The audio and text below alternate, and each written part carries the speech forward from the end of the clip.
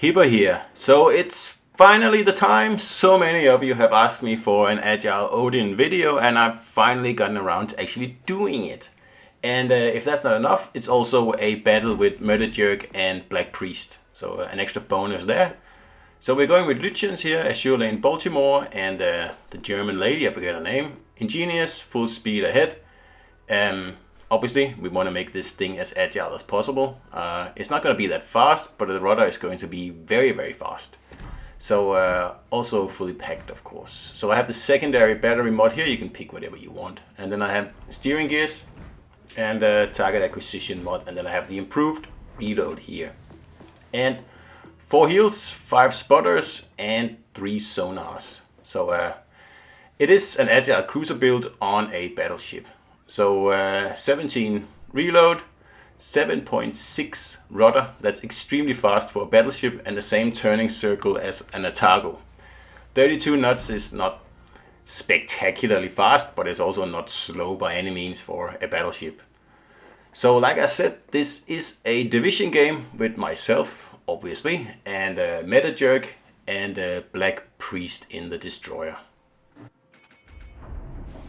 So the point of putting an agile build on this battleship here, which is one of a very, very tiny sliver of battleships where it actually makes sense, is that you are able to push in quite easily into a good position where it's quite hard to unwrestle you or wrestle you out. I don't know if unwrestle is a word, but it is now.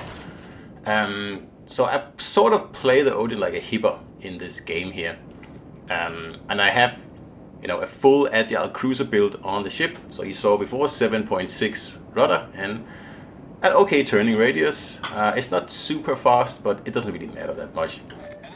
So in this game, which is actually the only game where I played an agile Odin, it actually works out really well because I get pretty much rushed by a Paolo Emilio, the YOLO Emilio. And it's always good to have an agile build in those circumstances. So what I'm doing is just getting in, picking a good position, and in this case it's right to the left of the cap here in cover behind the island.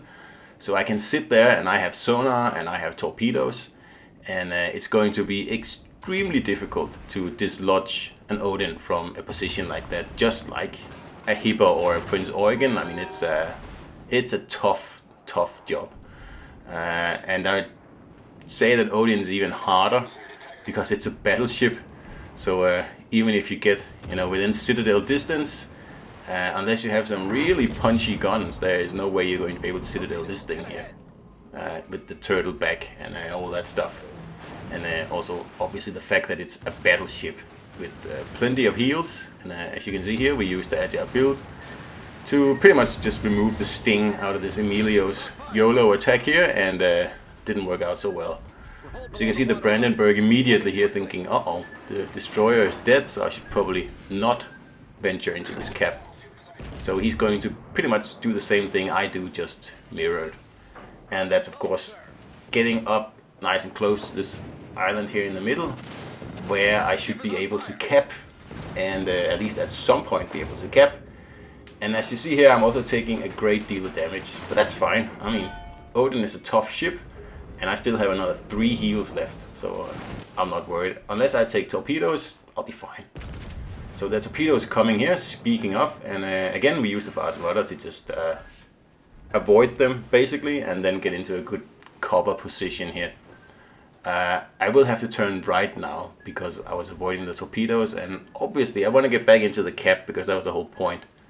And you can see Priest is in there now, but he is facing a lot of red ships, so it's better if I can get a little bit back and then get back into the cap. Get a nice citadel on the York there. I would have liked to have a few more citadels there, but okay, we'll leave it at 1. So we get the torps in play to keep the Brandenburgs out of the cap, and you can see the other Brandenburg, he's sitting there and he is contemplating rushing me. But again, I think if I was in Hipper, he would have rushed me. But the fact that this is an Odin, and although I am low on health, he is too, so it would have been probably a suicide mission doing that. Because I still had torps left on that side, and I would be able to torp him before he came around the corner. So it's a good position for an Odin here, and really, that's what Odins do, or that's what German ships do. They get up front, they get into a position like this where they have like reasonable cover, and especially the battleships, they tank a lot of damage. And if your team knows how to, you know, make the best of these plays here, then you're gonna do really well. And obviously, Jerk and Priest, they know exactly what to do. So I get in here, I start to cap, and that's pretty much the end of this flank here, because now I'm in safety and there is absolutely no one around here that can wrestle me out of here. So that's a pretty reasonable play in an Odin, I think. So sitting here also serves the purpose of allowing me to you know, get a heal ready, because I've used 2 heals already and I'm down to about 12,000 hit points. So I need a little bit of a break in the action here to get back into probably around half health, and then I will start to well, make a nuisance of myself again. But first, I'm just too tempted to see if I can get a shot in at this Zara here. Unfortunately, the cruiser behind me, he kind of spoils the surprise, because I was just waiting for this Zara to edge out and try to fire torps and then totally ruin him. But unfortunately, this cruiser here ruins my plans. He should have just, you know, held his fire and waited for the Zara to come around, and we could both have had at least a shot at a death strike there. But as it so happens, that was not to be. So we got the heal going here. We're back to just around 20,000 hit points here, and that's still a substantial amount, especially for an Odin. I mean, you can see I'm at a 3rd heal, no, a 3rd health here, not a 3rd heal.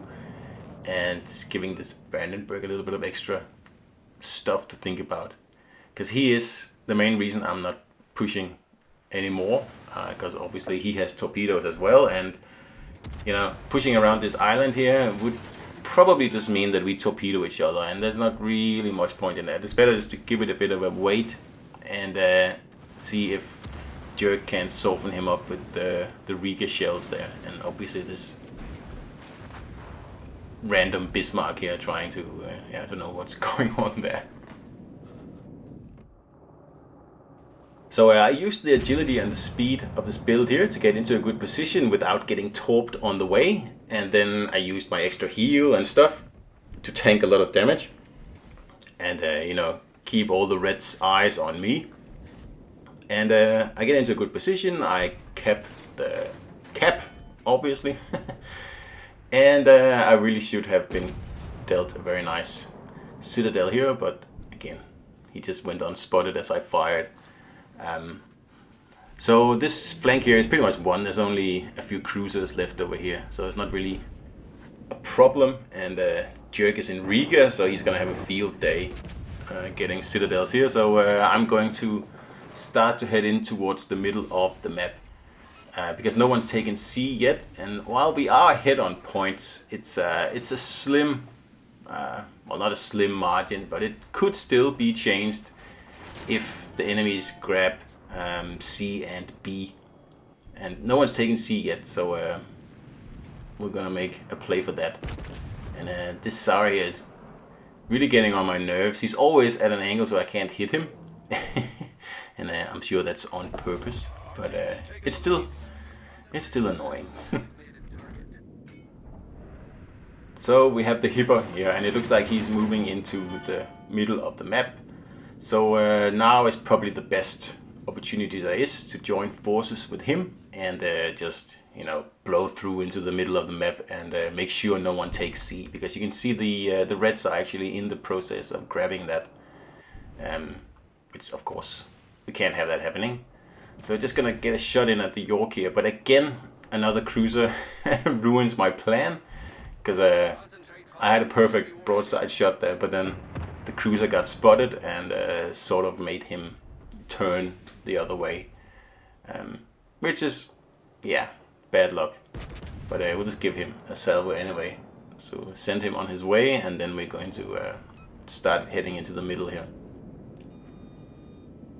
So there's only a few battleship in the game where I would say an agile build is viable, and even then I'm not sure it's actually the best build. It is probably on Odin and Scharnhorst, it works really well. Gneisenau, I'm sorry, you should probably go for a full speed build instead of a full rudder build if you're going to go down this path. Not that I'm saying you should, but if you want to. And then also the Strasbourg, you can get very fast rudder on that thing if you go with pretty much the same build I'm using on this Odin here, but obviously using the French commander Roux instead of Lütjens, who is a German. So yeah, there's definitely some options, and it's kind of a nice thing that we're getting into battleships that actually are at least somewhat agile. Because at least for me, it makes battleship play a little bit more interesting. And again, we only got one citadel there. And that's just too bad. But as you can see, I have no accuracy or AP perks on this build at all. It's all rudder.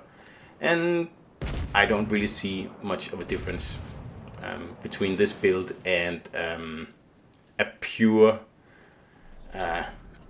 celiacs with Scharnhorst and Cunningham build. I don't see much difference. And that's why I think that it's just, in general, a better idea to spec into stuff where you know exactly what you get, as far as Gump says. Because this specking into stats that you don't know and you can't prove works, it doesn't make any sense to me. So, always good to finish off a Cleveland there. Always satisfying. I really don't like that ship. And I'm just getting into position to get this tile in here. All I have to do is round this corner here, and I should be able to remove the last health, but the Richelieu gets in before me. So that was an Agile Odin, guys, and in a division battle with the great Metajerk and the great BlackPriest. So hope you enjoyed it, and see you out there.